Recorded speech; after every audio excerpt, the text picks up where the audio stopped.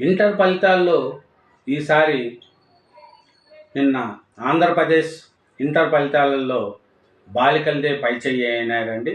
First ఇయర్లో 70%, second ఇయర్లో 83% మంది పాస్ అయ్యారు.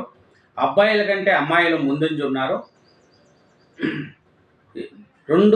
మొదటి సంవత్సరము 2 సంవత్సరాలతో పోలిస్తే అమ్మాయిలదే పైచేయి. 10 ఏళ్లలో ఇదే ఎక్కువ ఉత్తీర్ణ శాతం ఈసారి ఆంధ్రప్రదేశ్లో.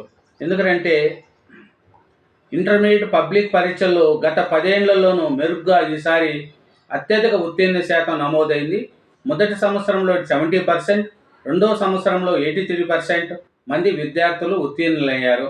2014 నుంచి ఫలితాలను పరిశీలిస్తే ద్వితీయ సంవత్సరం పరంగా 2024 అత్యధికంగా 75% ఉత్తీర్ణత నమోదు కాగా ఈసారి మరో 5% పెరిగింది. చూడండి, ఆంధ్రప్రదేశ్ రాసిన ఫస్ట్ ఇయర్, సెకండ్ ఇయర్ ఫలితాల్లో బాలికలదే పైచేయండి. 70% ఫస్ట్ ఇయర్, 83% సెకండ్ ఇయర్లో పాస్ అయ్యారు.